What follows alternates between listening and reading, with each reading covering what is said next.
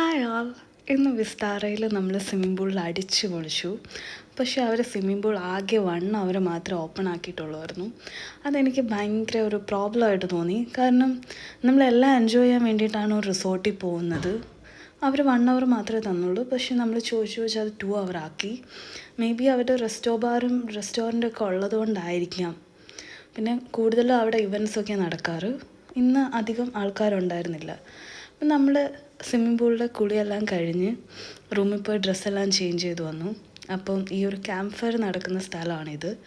ഇതിലവർ camp fire offer ചെയ്തിട്ടുണ്ടായിരുന്നു വെബ്സൈറ്റിൽ. അപ്പം നമ്മളത് എക്സ്പെക്റ്റ് ചെയ്തിരിക്കുമായിരുന്നു.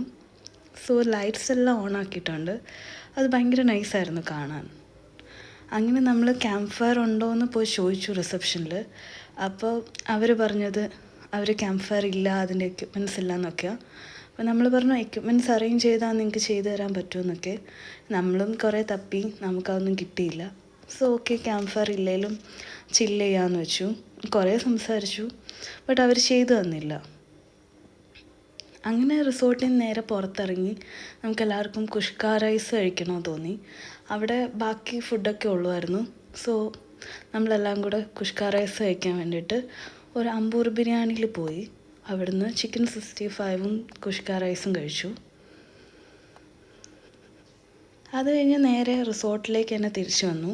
ഇവർക്കിവിടെ ടർഫൊക്കെ ഉണ്ട്, ബട്ട് അതിനും വേറെ സെപ്പറേറ്റ് പേയ്മെൻ്റ് ആണ്. പിന്നെ മസാജും കാര്യങ്ങളൊക്കെ ഉണ്ട്. എല്ലാത്തിനും സെപ്പറേറ്റ് പേയ്മെൻ്റ് ആണ്. അങ്ങനെ പിന്നെ എല്ലാവരും കൂടെ ഒരുമിച്ചിരുന്ന് ഫുൾ സംസാരമൊക്കെ ആയി. ആരും ബ്രഷ് പോലും എടുക്കാതെ വന്നത്. സോ അതെല്ലാം പുറത്തുനിന്ന് മേടിച്ചു. പിന്നെ റൂമിൽ പോയി ഒരു ചായ ഇട്ട് കുടിച്ചു. ദെൻ അത്രയേ ഉള്ളൂ.